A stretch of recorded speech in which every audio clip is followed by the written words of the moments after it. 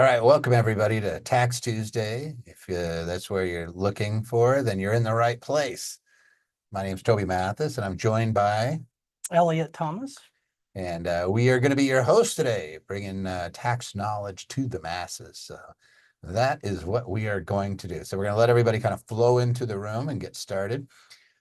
Before we dive into today's questions, let's go over some of the rules. So first off, you could absolutely ask questions in the Q&A. So there's two ways to ask questions, chat and Q&A. If you have a question for you, put it in the Q&A. If there's a comment, like I say, how's everybody feeling today? Then you could write it into chat. So if you have comments, put it into chat. If you have questions, put it into the Q&A. And if you have questions when we are not meeting live, so there are 2 weeks in between episodes, by all means, you can email questions to taxtuesday@andersonadvisors.com. That is where Elliot picks the questions that we are going to answer live during these events. So this is going to be lots of fun. And we have a whole staff. I'm looking right now. I see Matthew, Patty, Elisa, Barley, Dutch. Oh my gosh, we got a huge team. Jared, a bunch of accountants on. Jeff Stolkett. Wow, Tanya. Like we have a huge. There's Troy, Tanya, Jeff, Jared, Dutch, Barley, Elisa, Patty, and Matthew, all on to answer your questions and to help, which is really awesome. Boy, there's the chat. There's people actually. Oh my God, someone just posted a book. Put it in the Q&A. Post your books in the Q&A. In chat. It just happens too quick. By the way, let's have some fun. Where are you sitting right now? Why don't you put the city and state so we could see where everybody is located? Let's see. Huntington Beach, California, Tampa. Where else we got? We don't. There we go. Durham, North Carolina. Now they're coming through fast. Victorville, Miami. Oh, Miami just got a little rain, didn't you? St. Louis, Chicago, Pasadena. Oh, wow. San Jose, Olympia, Washington, Atlanta, Georgia. Wow. There's Cincinnati. They're coming through so fast right now. There's 28 that just shot past me. San Diego, New York City, Gulfport, Florida, Alpharetta, Georgia. Look at that. We got people from all over the place. San Diego, Idaho. There's Jupiter. Do we have any Hawaii in the house? Let's see if we can find a Hawaii. Usually there's Hawaii. There's Oregon. I got another Los Angeles. Boise, South Korea. Okay, you're far enough away. Avondale. Oh, where is we always have a Hawaii. There's Hawaii. All right, there we go. And there's Miami, Fort Lauderdale. So we got the corners. We got a lot. So, and then there's just a ton more flowing in. So thank you guys. We are sitting in Las Vegas, Nevada, where we are on medium heat today. We are below 100. That's pretty good. That is very good. Feels I'm like just going to fall. say that is fantastic. We are not on fire. We are in the 90s, which for us is a chilly, chilly day we're about to put on. There's more. There's Mark. He's from Kapolei, Hawaii. Always on. Thank you. Yay, Mark. So great to have you. I've been gone for a little bit. I don't even know how many episodes I missed, but I think one. One, two? Yeah. Or two. One? I was on with Scott Estel right before I took off. Yeah. So I strategically placed my absence so that you guys only missed one. So it's great to be back if you guys missed me. Let's go over the questions that we have. So let's start off with, I am 65. If I borrow $30,000 for my QRP, would that be considered earned income? Question mark. We'll answer that. As a real estate professional, can I also take the depreciation expense from syndications against my spouse's K-1 income? Great question. Can expenses for building and outfitting an Airbnb spent this year be written off next year when the unit is rented? Oof. I think we're going to be talking about in-service dates on that one. How do I establish an accountable expense reimbursement plan for my C Corp and a medical reimbursement plan? Question mark. So we'll answer that. If a disregarded property holding entity isn't taxed, when are individual property expenses like taxes, insurance, maintenance, and depreciation considered for income tax? Question mark. Okay, we'll answer that too. How do I calculate depreciation after a 1031 exchange? Wow, good questions. You picked Good ones, my friend. A lot of 1031 questions. I want to include my kids as employees for my small business and want to pay them in a lump sum annually.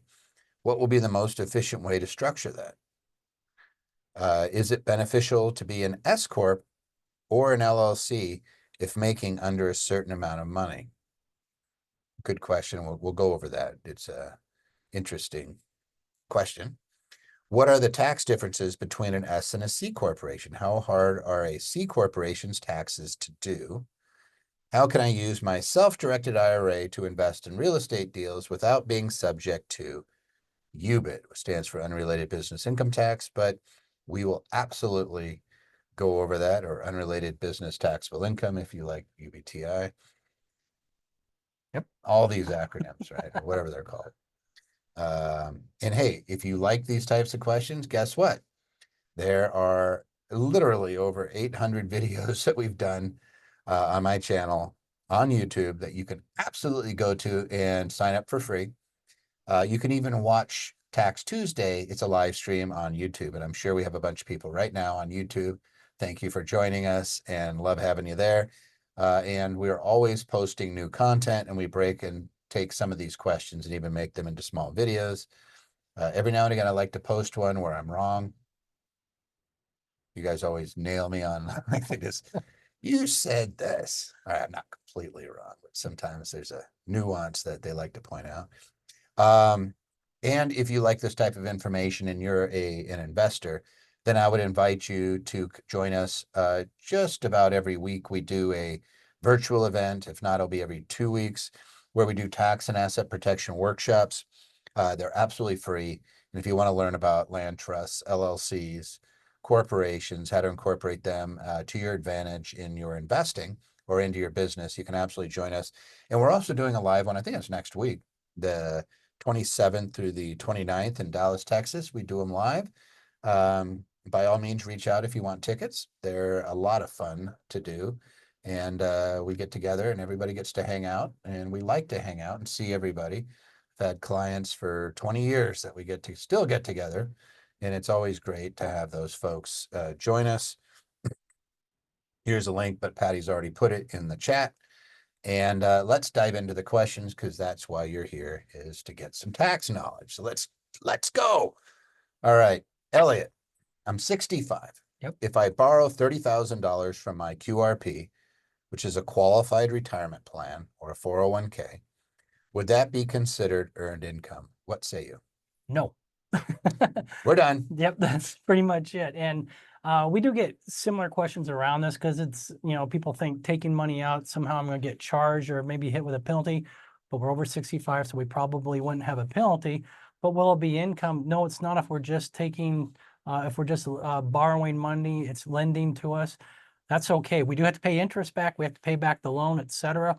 But that's not considered earned income. It's just a loan, just like having a credit card or a loan at the bank. That's not income to us, but we do have to pay it back. What do we have to pay back, and over what period of time? Yeah, I believe it's 5 years we have, I think. 5 years, Yeah. quarterly payback? Yep. Yes, quarterly payback at least. If not, I think you can do monthly, but they at least want to see quarterly payments. Do have to have some reasonable interest. That's usually going to be our what is it, Luis? For interest? AFR rates, or yes. you're looking at a set percentage. It just has to be reasonable. Yep. And the federal AFR rates are what are posted, and those are the minimum amounts of related party interest in between parties. So that would be a long-term payback, probably at the 4 or 5% range right now. Not astronomically high. And you're paying it to your retirement plan, right? That's the thing, is if you have a 401k and you borrow $30,000, you're paying that back at the rate of, what is that, $6,000 a year plus interest. So it's not horrific. And no, you don't include it in your Right. income, because it's loan proceeds. And while we mentioned 30,000 here, there is a maximum of 50,000 that can be lent. Well, $50,000 or half, whichever is less, of your account. So if you have $100,000, you could borrow the full 50,000, and it's per participant. So if you're married, you each could borrow that, so long as it's maxed at 50%. So if you have a $60,000 401k and your spouse has 130, your spouse could borrow the full 50, because half of 130 the 50,000 would be less. You would be able to borrow 30,000 because half of 60,000 is 30. So whichever's less, 30 or 50, obviously the 30 would be less. So it's always that kind of calculation. And if you have IRAs, you can't borrow from them, but you can roll those into a 401k. So if you set up a QRP, for example, if you set up an Anderson QRP, a 401k with us, sponsored by perhaps one of your entities, then we could roll the money from your IRA into it, and then you could borrow half the proceeds up to $50,000. Had a lot of clients that have done that over the years, especially if they're trying to pay off a credit card or something that's a high interest. It's much better to pay yourself the interest and knock out that credit card. So even if you don't need the money and you say, Toby, why would I do that? And it's like, well, let's see, you have $25,000 balance on a Visa card, credit card or something, and you don't really want to deplete your savings, then we could always say, hey, let's roll your IRA into your 401k and borrow against that and pay much less interest and get it knocked out rather than continue to pay Visa or MasterCard or American Express or whomever. Who else is there? Discover. Yep. Very good. And that would be great. All right. Second question. As a real estate professional, can I also take the depreciation expense from syndications against my spouse's K1 income? Wow, what a question. Yep. So we run into this actually quite a bit too. Generally speaking, yes, you're going to be able to, because you are rep status, real estate professional status. Usually to get that status, one has made an election to aggregate or pull together all the rental real estate activity that you have out there. That could be your long-term rentals, your duplexes, apartment complexes, and your syndications. So that gets all pulled together. And if you have rep stats, it's all non-passive activity. Depreciation expense from a syndication would be considered a non-passive loss or deduction. And yeah, if it was an overall loss from all that activity, it would go against any income on your return, including anything on your spouse's income. Mm-hmm. So just for clarity's sake, real estate professional, what does it mean? It's going to be the test that the IRS throws at us to do that. Number one, you have over 750 hours that you spend a year in a real estate trader business that you materially participate. We'll talk about that in a second. And more than 750, and you have to spend over 50% of your work week basically in real estate trader businesses that you materially participate. So in other words, if you have a regular W-2 job, 40 hours, you'd have to put at least 41 into real estate to meet that second part of the test. But that material participation, that definition that's in both 1 and 2, that's for, you also have to materially participate in each rental activity. So 3 times material participation comes up, that test. And that's basically, we say that over 500 hours or over 100 hours or more than anybody else. Those are kind of the number tests. There's 5 to 7 different tests, but those are the normal ones. We meet all that. We have over 750 hours, over 50% of our work week, and we materially participate in managing some of our rentals for at least the 750 hours or so. Then we'll be able to get that status. All right, so that was a lot. It is a lot. Let's take it back even farther. The reason people do real estate professional is because you have what's called passive activity loss rules. So if you have real estate and you have extra depreciation, which is a deduction against your real estate, and it exceeds the amount of income made from your passive activities, you're going to have excess passive activity loss. So you're going to be carrying that forward unless you can unlock it. 2 ways to unlock it. Number one, if you make less than $150,000 of adjusted gross income, you are going to get up to $25,000 of loss that you can write off immediately. It's called active participation if you manage the manager. It phases out that $25,000, $1 for every $2 over 100,000. That's why I say under 150,000, you're going to get some portion of it. So if you make under 100,000, you're going to get the entirety of 25,000. That's not going to be that great, right? You're under 100 grand. So it's really not meaning that much to you.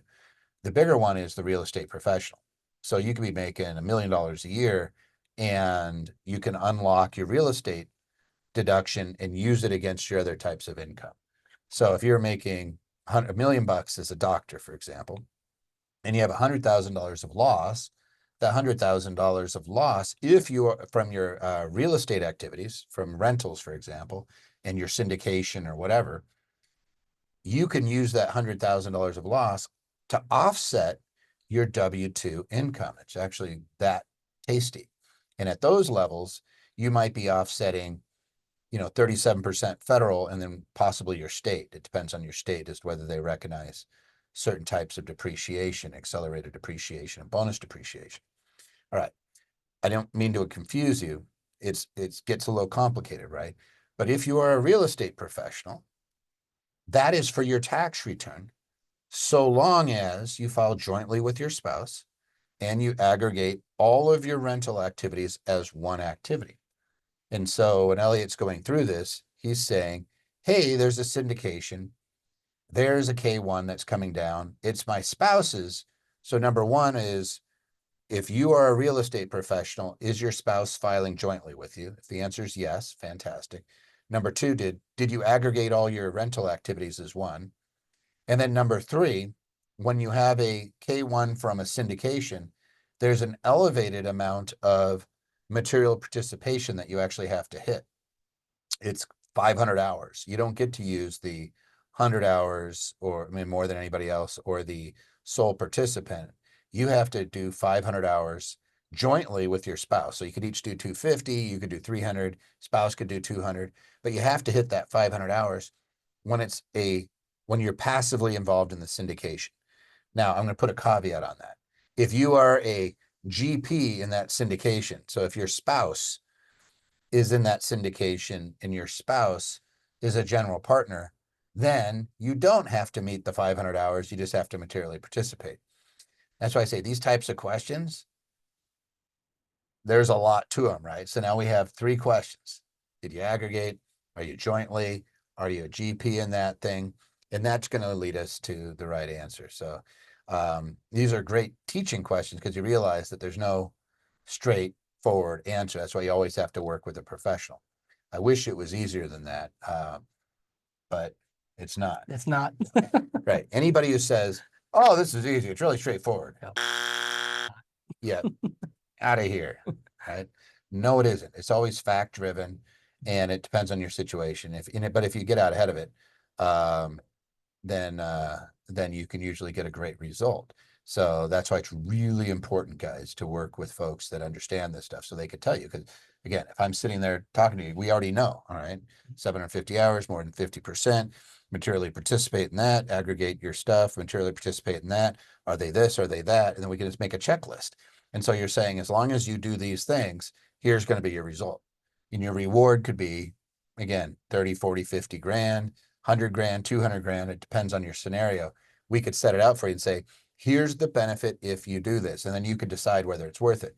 If it's, hey, I'm going to make an extra 5 grand, you probably would say, that's a real pain in the butt to have to do for 5 grand. You may say no.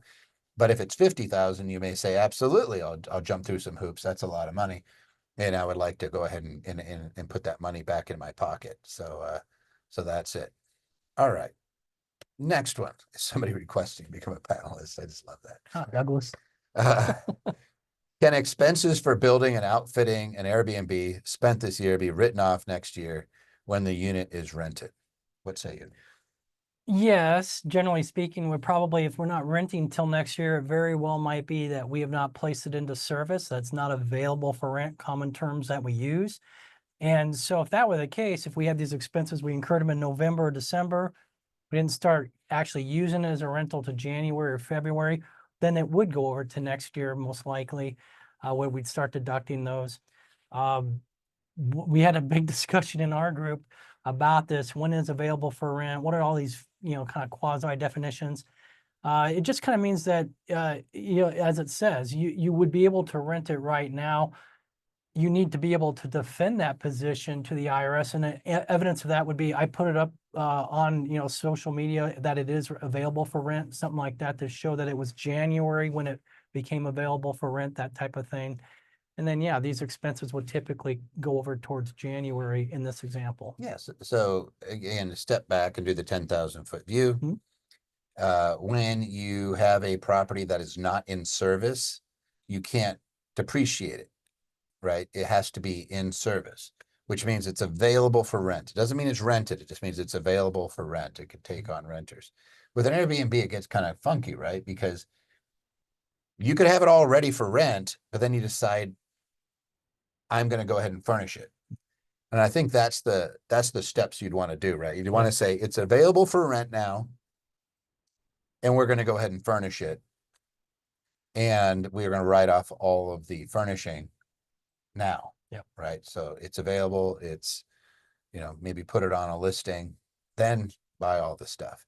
If you buy the stuff first and then make it available for rent, then it's probably going to be depreciated over what, 5 years? Yeah, I if think it's I think furniture? furniture's 5. Yeah, so you really want to put it into service. A lot of times we'll say, put it into service, then do a little bit of your rehab and furnish.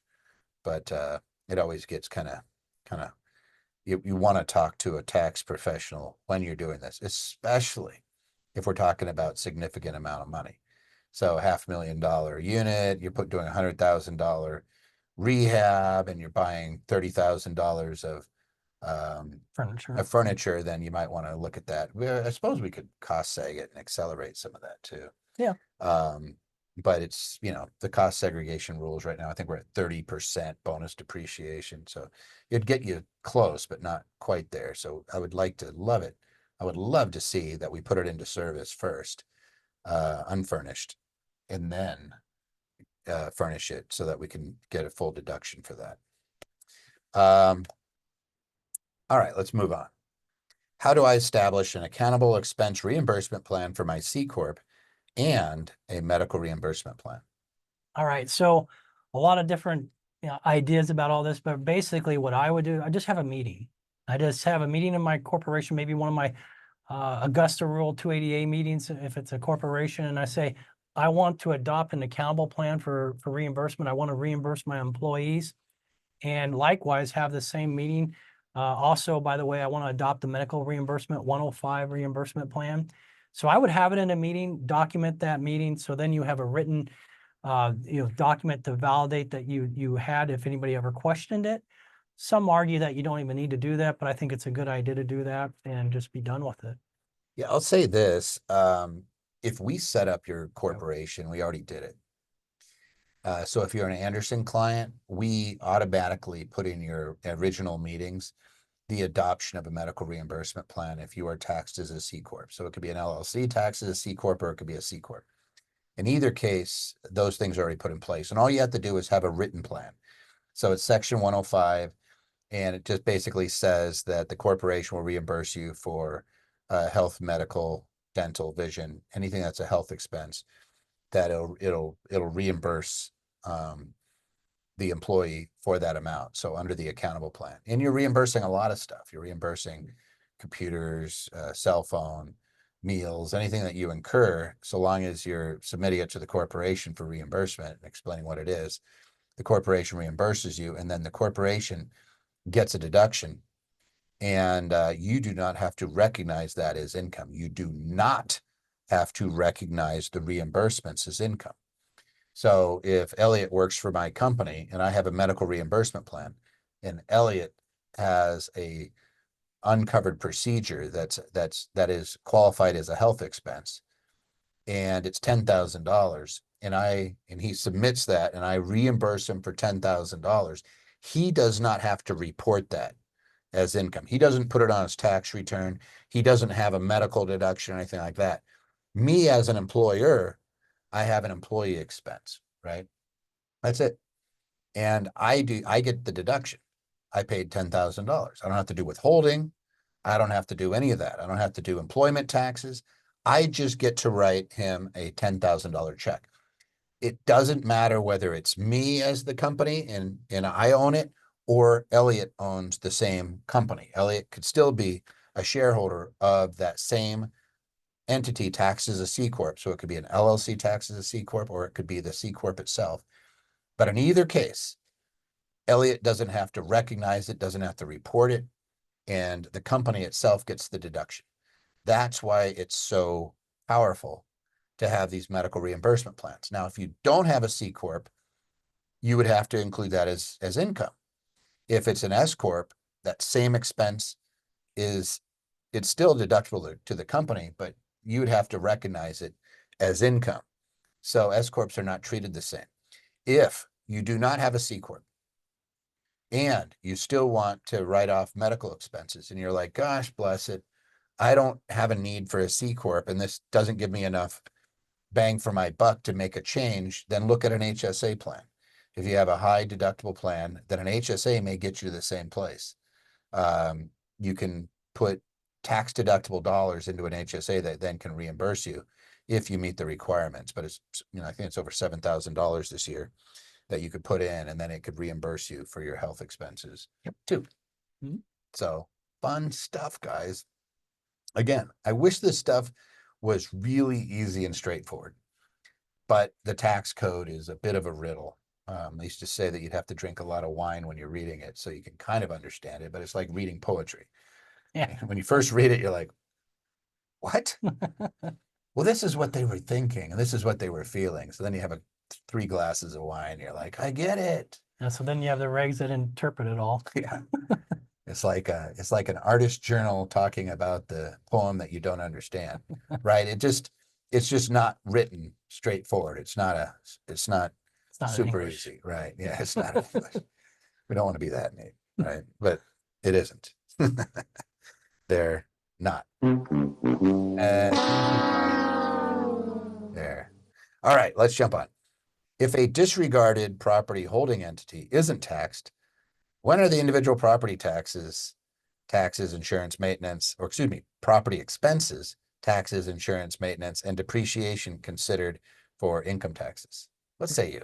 Yeah, so we're getting a lot of basic information here today on all these questions, and this is certainly a very popular one because we use a lot of disregarded entities.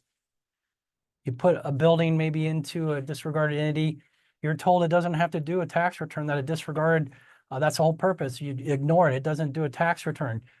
But as I tell people, any income, any expenses, we still got to report those, but those report on the person or entity that it's disregarded to. So you may have this disregarded, maybe it's a rental in Missouri, it's disregarded up to a Wyoming holding. It will flow up to that Wyoming holding. Maybe that in turn is disregarded. Well, it's probably going to be disregarded to your 1040, your individual returns. So really all that activity would flow up and just show up on your 1040, all the income, all the related expenses, the taxes, insurance, the maintenance that we're looking at here, depreciation, so on and so forth, and of course the rental income. So disregarded, yes, that means that entity typically doesn't, at least at the federal level, doesn't have to file anything, but all that information has to file somewhere, and it's usually going to be on your 1040 if that's where it's disregarded to, or it could be disregarded to a C Corp or an S Corporation, like if we're flipping, it would just go on their respective returns. You put it pretty well. So disregarded doesn't mean that it doesn't pay tax. It just means that the owner of the entity pays the tax. You can't have a disregarded entity when there's two or more people owning it. That's a partnership. Yep. But even then, the partnership doesn't pay the tax. It tells you it allocates a portion of the profit or expense to the individual partners. So when it's disregarded, it's just basically saying to the IRS, ignore the entity, look at the individual that owns it. If it's an entity, then you say ignore the LLC and look at the entity that owns it. So if you have a partnership LLC, for example, in Wyoming, that's a real estate holding, and it owns 10 disregarded LLCs in other states, there's no federal tax return for the 10 LLCs. It's the one LLC that captures all of the income and expenses. It just makes it really simple. It just means you don't have an extra tax return, but it doesn't mean that you don't pay taxes. So if a disregarded property holding entity isn't taxed, that's not what we're saying. It's ignored for taxes. So the entity doesn't file a tax return. Then when are the individual property expenses and depreciation considered? They're considered to the owner's tax return. That's all it is. It's just like if I'm I'll use a great example. If I'm a realtor and I'm making $10,000 a year, I might just set up an LLC and make it disregarded. I don't want to have to do an extra tax return. I'm still doing my Schedule C on my 1040. If I am a real estate investor and I buy my first property and it's not making any money, it's going to bring me like $1,000 and, you know, and I don't want to have to do an extra tax return, then make a disregarded LLC. We still want to prevent the liability from reaching you individually, because worst thing that could happen is, you know, somebody trips and falls, or you get sued for something from a tenant, and you get a $20,000 judgment, and you're like, oh man, now they're following me around and garnishing my other wages because I had no LLC around it. You want to make sure that you have that LLC around that entity so that it doesn't come over to you personally. But you may not want to have to create another tax return. And that's what those disregarded entities are excellent for, because now you don't have that added expense. Like you could have a LLC in a state, $100 a year, $200 a year, you're done. You don't have to do a tax return for it. It doesn't change your taxes at all. It's crazy when I hear accountants and stuff say, oh, you don't need an LLC, just get some insurance. I'm like, insurance is, yeah, I've had so many people denied coverage over silly little things. And then they're like, yeah, I could sue them. Good. Yeah, good luck getting that lawyer and then taking the 4 years to try to get them to actually pay. No, you just want to be able to say, all right, live and learn, next, and walk away from it without having to pay for it for the next 10, 11, 20 years, right? Fun stuff. All right, Elliot. How do I calculate depreciation after a 1031 exchange? You're going to have to tell me what a 1031 exchange is and all these terms that they throw in there. So we'll go all the way back to the beginning. First of all, 1031, what we're doing here, I have a rental property, may have had it for 10 years, been taking depreciation, having renters in there come and go, but now I want to get rid of it. But I don't want to sell it and have to pay tax on all the capital gains. So I get rid of it. And then I'm going to pick up a new property we call the replacement. That's the relinquished. Pick up a new one in exchange for it called the replacement. Done properly, if we check all the boxes, etc., the IRS will allow me to defer. I don't get rid of any taxes, those capital gains, but I get to defer them. I get to push them off. And if I wait till my death and leave it to some heir, well, they may get stepped up basis and we never pay tax on that. So it can be really powerful, what I call a capital W wealth generator. So that's something to think for. So that's our 1031. Get rid of one property, relinquished, pick up a new one, replacement. Now the depreciation, the one you gave up, let's say you bought it for, I don't know, 400,000, had some land in there. We don't depreciate that, but it did have a building. We depreciated that. When that goes down, you're going to have what's called an adjusted basis. It was your original purchase price plus any improvements, less depreciation. This again is on the original building you had, the one that we're going to relinquish. You take that adjusted basis and you subtract it from the original purchase price. That gives you the amount of capital gains that you would have if you didn't do a 1031. Now that we know that number, let's just say it's 150,000 of capital gains. But now we are doing a 1031, so we get rid of that property. And within 45 days, we've told the IRS what our replacement property is, that the one we're going to pick up. And within 180 days of all that, we have it all done. Now I got this brand new property, but I can't just, let's say it's worth $1 million. I can't just start depreciating $1 million. Part of the 1031 says I got to take the amount of deferred gain, 150,000 from the one I gave up, subtract it from the fair market value, the one I just picked up, the replacement, and that's going to be how much I can depreciate on that building. So we call it carryover basis. We're carrying over the basis from the prior building to move it over to the new one. There, if you think about it, we really have two different things going on. We still have the basis from the old property I gave up that we're depreciating, and maybe some from the new. And what you're allowed to do, you can go ahead and continue the depreciation schedule you had on the one you gave up. If you still had another 10 years to go on it at such and such of a straight line depreciation, you can continue for that portion.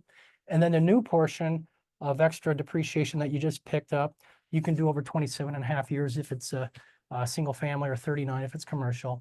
So you have some options there, or you actually can opt, I believe, to pull it all together and just do it under the new 39 or 27.5.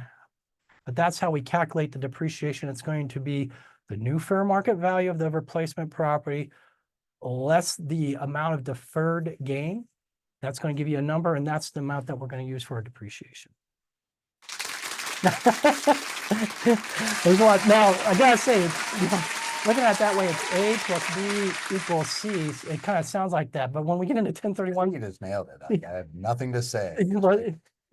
but there is, just so you know, it can get a little more hairier than that. You have A plus B plus or minus C plus or minus D equals F. And so give Elliot a reaction. Does anybody like, do you have thumbs up? Because that was like a really good answer. I don't have to say I anything. killed them. They just There you go. They're like, you just worked it, buddy. That was like I was yeah. like watching it sail out there. And I'm like, I got nothing. I'm just gonna squirt water in your mouth when you come back in the dugout. Pat you on the butt. Well, not on the butt, maybe on the back. Anyway, that was a really good explanation. And I have nothing to say other than what he said. Yeah. Which is great. But I picked a question, so it was easy. That was a good one. There's not an easy way to explain that. No, You just broke it down about as tough. good as you can. So yeah, so that's absolutely fantastic. If you want to learn about 1031s, there is I think I did a video on that pretty recently, Patty, you may know, on YouTube. And it breaks down the time, the 45-day rule, how many properties and all that fun stuff. Maybe she'll share out that just in case, or you just go to YouTube and my YouTube channel, type in Toby Mathis and you can get that. Guys, there's a lot of people that have joined us since we started. And I'll just say that we have Dutch, Jared, Jeff, Doug. Oh, we got a whole bunch of people. My gosh. We got Matthew, Patty, Elisa, Arash, Barley, Douglas, Dutch, Jared, Jeff, Rachel, Tanya, Troy. Like we have a huge chunk of our tax team available in the Q&A. So if you have questions about your taxes, we don't bill you. This is freebie. Jump in there, ask away. Don't do it on chat. Do it in the Q&A. I've seen some books get posted on that chat, and it's like I have like this little row, and all of a sudden I'll be like all of it taken up with somebody's question. Put that in Q&A. It will get it answered for you. They're answering questions, and they're just great people. Like these guys are so knowledgeable. This is what they do day in and day out. So it's a lot of fun. So if you like that, reach out in the Q&A. And if you want to become a client and be able to ask them anytime a bunch of questions and not get billed, that's part of our platinum service. If you want to learn about platinum, just put in chat platinum and Patty will reach out to you and give you a way to learn more about that. It's less than $100 a month. And you can ask all the questions you want of the lawyers and the accountants, and you don't get a bill. All right, let's talk about this. I want to include my kids as employees for my small business, and I want to pay them in a lump sum annually. What would be the most efficient way to structure that? So the most efficient depends if we're talking from a tax perspective or what's just going to be easiest. You could just cut them a check, call them 1099. You could do that. You could cut them. Then they would have their employment tax. Exactly right. They're going to get hit with income tax and employment tax unless they're under, the 14,300 or 600 for seeing the standard deduction. Standard deduction. I mean, they have the standard deduction where they're not going to have to pay tax. They'd have employment taxes if you 1099. They'll have the employment. That's right. If we 1099. If they're under 18, though. Right. If alternatively, maybe you're paying them. Toby talks about this a lot, especially if you had like that earlier situation where we talked about the rep status, real estate professional status. Maybe you have a rental building in an LLC that's owned by you, and it goes up to a partnership owned by you or owned by you and your spouse. If the child works for that one and you pay them, you must pay them as a W-2 employee. But if they're under 18, they're not going to have to pay any employment taxes. And again, if they're under I want to say it's 14,600 standard deduction for this year, they're not going to pay any tax at all. So there's your best way from a tax perspective if we can make that work. Sometimes we don't have that. I don't have an entity that's owned by myself or my spouse. Well, then maybe you just W-2 them if that was in particular, or you could 1099 them, but they would get hit with the employment tax on them. Standard deduction is 14,600. All right. And if you're married filing jointly, it's 29,200. You just double that up. Yep.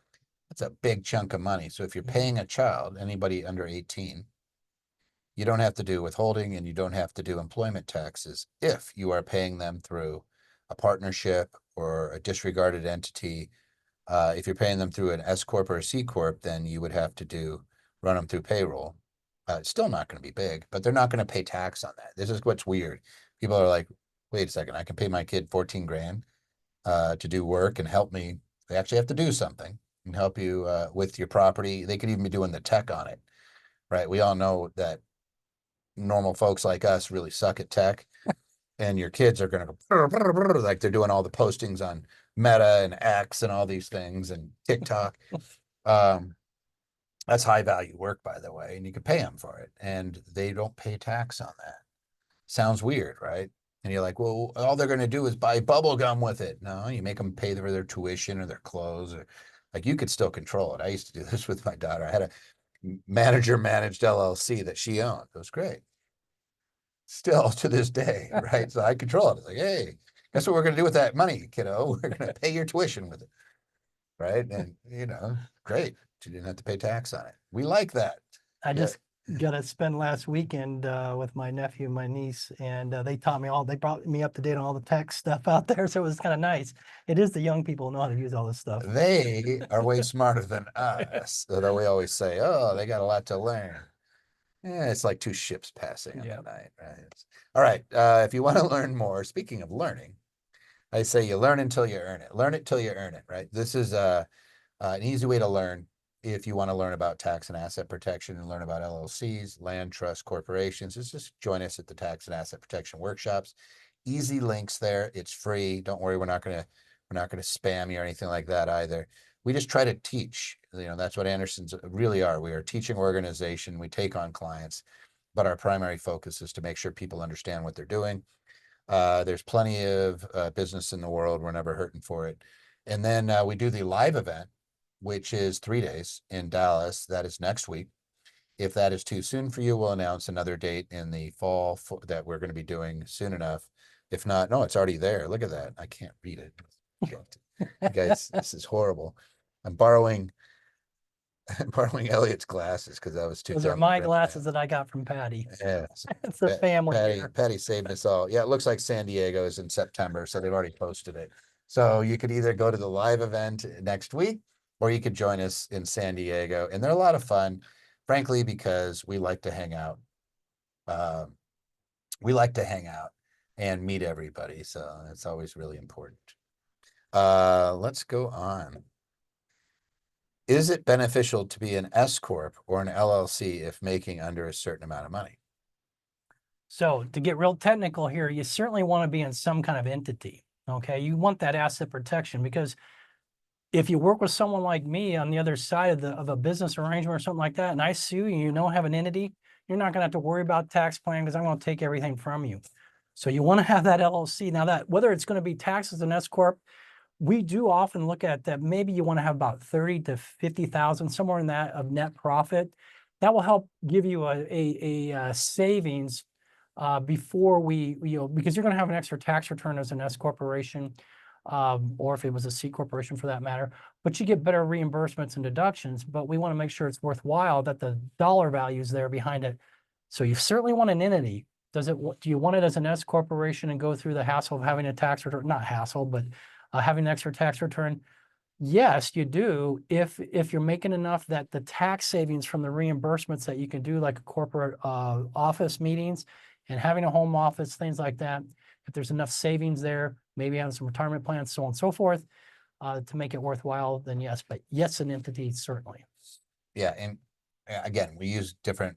It all ends up being your call, but I always think like it's right around $30,000 if you don't have a bunch of other income coming in. But if you're already making $500,000, it could be that may change it because you're already paying into Social Security. You may not get massive benefits out of it. If you're making $50,000, it might mean a lot more to you to save that extra $1,500 if you're around that $30,000 mark. But it's just math. Here's what it would benefit you. Here's what it will cost for compliance. Where do those things intersect and start to become really obvious? It's always personal. It's always personal. But again, if somebody's making a ton of money and you're already paid up into your old age disability and survivors benefits, that's about right around $167,000 this year.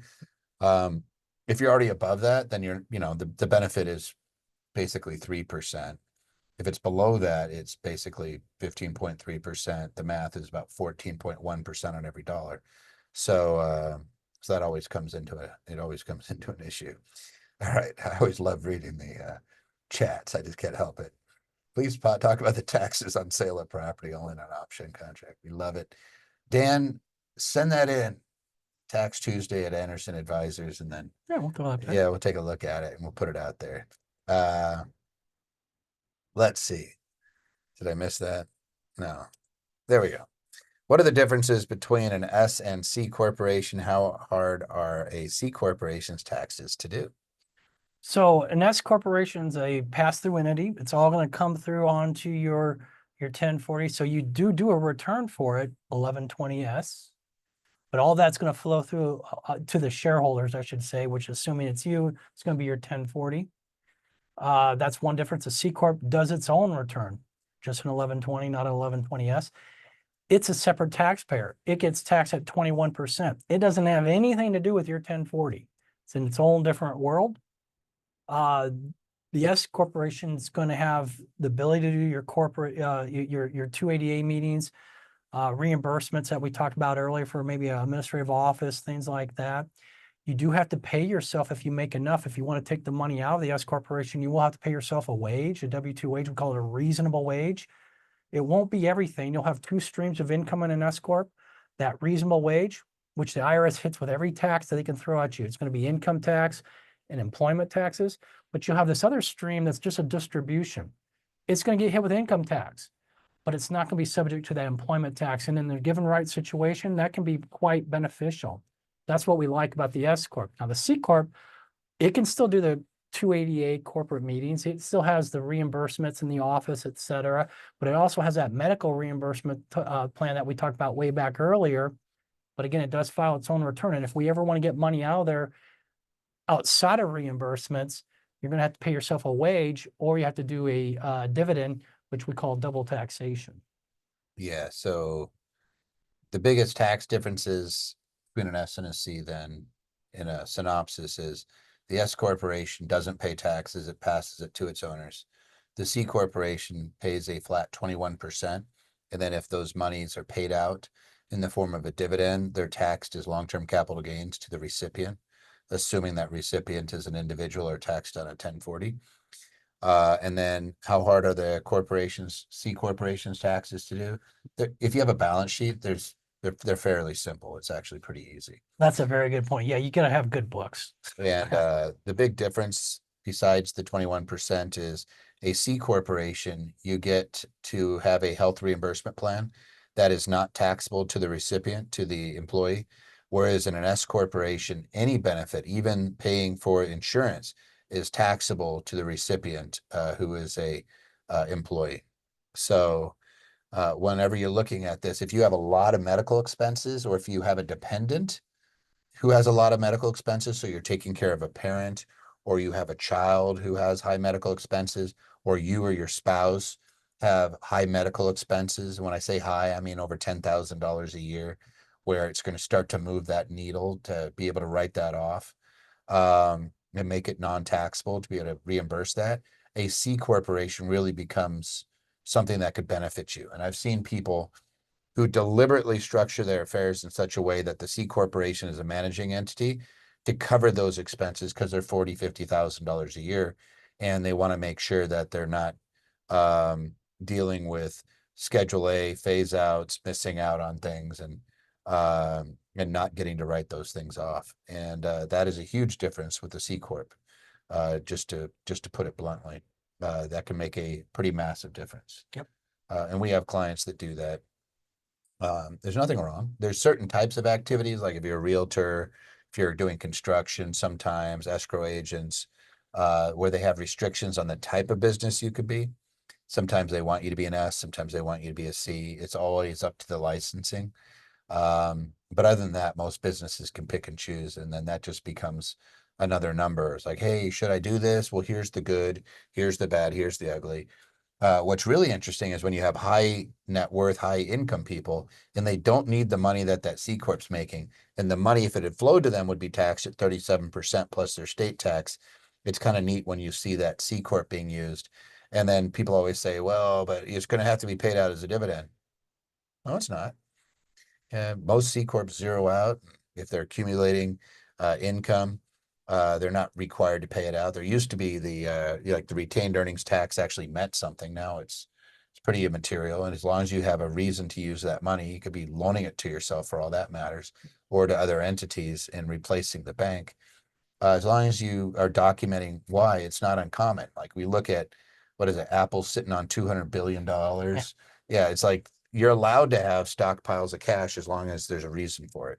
You're not always taxed on it. Here's a fun one. How can I use my self-directed IRA to invest in real estate deals without being subject to UBIT? Sir. So the UBIT, again, probably needs some explanation. That's a tax that we put on entities that are basically non-taxable, such as a retirement plan and things like that. Obviously, once they put that on there, it is taxable, but the idea is that to level the playing field. So you don't have your retirement account going out and owning a McDonald's that puts an unfair playing field against active ordinary business out there. So they hit it with UBIT, and it's very expensive. It goes up to say 37, 38% very, very quick within like $10,000 of income. So how do we avoid it? Well, one way, just don't buy any real estate with any debt or anything like that, and make sure it's a long-term rental. We couldn't flip, okay? We won't be able to do that. That would be ordinary income subject to UBIT. But if you buy a long-term rental and you just pay it all off, there's no debt, which is another form of UBIT or UBTI, unrelated debt financed income. I want to kind of jump in here real quick, because there's a difference between a self-directed IRA and a 401k. If I have an IRA, there's something called unrelated debt financed income. When I use debt to make money in an IRA, it becomes taxable, the portion of that money that's derived from the debt. So if I make $10,000 on a rental and I've financed half of it, then 5,000 of the 10,000 would be taxable as unrelated business income tax. It would be subject to the UBIT tax rate. The other way to make taxes in an exempt entity is to run an active business in that entity. So you use the McDonald's example, but you could be flipping in one. And if you go over like 5 flips, that's about the magic number that most custodians are comfortable with. Then you're looking at becoming an active business, and they would likely tax you as UBIT if they audited you, right? So there's people that still do flips, knowing full well that if they were audited, they may be subject to a tax on the profit, but they're very comfortable saying, hey, exempt organizations tend not to get audited very often, and especially most of the time. Like it depends on how much they're making, obviously, but for the most part, you just don't see that many. So they're comfortable with that. Well, you're doing it with your eyes open. But in this particular case, with an IRA, we're worried about UBIT for both the active business and whether they're using debt. If you are using debt, I would just say roll it into a 401k, and now you don't have that issue, because 401ks are not subject to UDFI. You could loan away, you can get loans and make all the money you want in the world, and it's not taxable, versus an IRA, it would be. That's a solid reason to roll that. Otherwise, if it's just, hey, I'm getting into real estate deals, if all you're doing is investing in real estate passively, you're not going to be subject to UBIT. You're just not.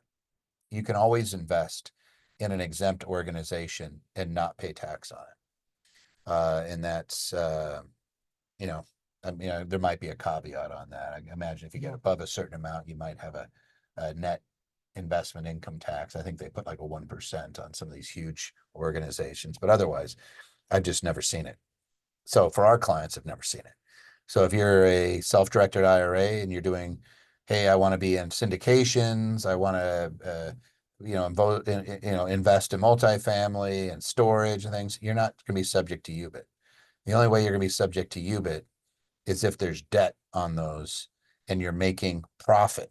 So, a lot of those, it's, you just got to be a little bit careful if you're using, like, I guess if you did a syndication and storage and they're using debt, make sure you're rolling it into a 401k before you do that. Because if you're using that IRA, there's an argument. Like if they audited you, they would tax you on the portion that was derived from the debt.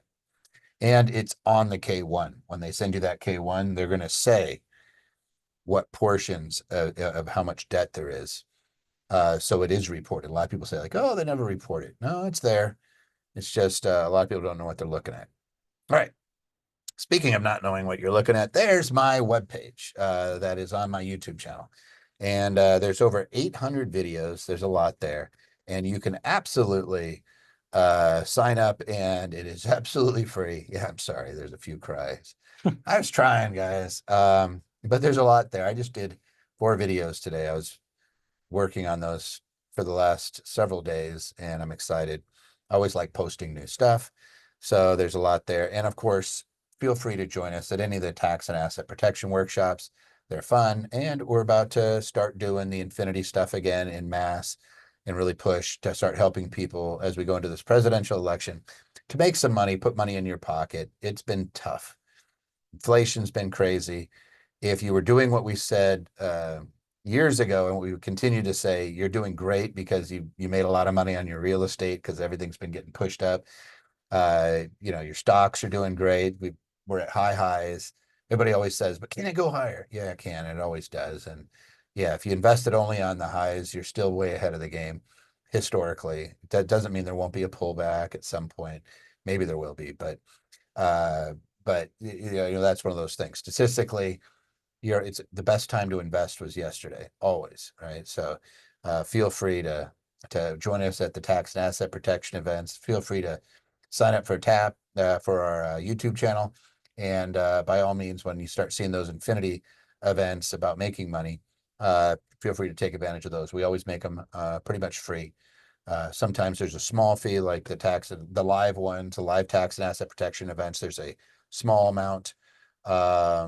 Somebody asked a good question that I'm going to answer just because it's a good question. Somebody says, how do you roll a self-directed IRA into a 401k? You set up a 401k, you open up a bank account for it or a brokerage account, better yet, like Schwab, and then you transfer the funds from the IRA into that. If you do a trustee to trustee transfer, it's simple. If the IRA insists, the IRA custodian insists on giving you the check, then as long as you roll it into the 401k within 60 days, there's no tax. So you just negotiate it, deposit it into the 401k, and you're good. You're going to report it on your tax return when they send you a 1099-R. You're going to say it was a non-taxable transfer. So you're going to say, here's the money. How much of it was taxable? You're going to put 0 on your tax return. It's actually very, very simple. Your preparer will know what to do. And that's it. If you have questions in the next 2 weeks, they're free. Email us at Tax Tuesday at Anderson Advisors. Visit us at Anderson Advisors if you want to learn more about Anderson Advisors. We've been doing this for, gosh, bless it, I think it's 25 years. I forget how long ago we started doing Tax Tuesday. We're over 200 episodes. They're always free. Share them with your friends. There's never going to be a cost, just because we believe that it's hard enough to do and understand taxes without having to pay somebody $500 an hour to explain it to you, right? So you may as well come here and we'll do our very best to do it for you at no cost. And we will see you guys in the future. So thanks for joining us today, and we will see you in 2 weeks.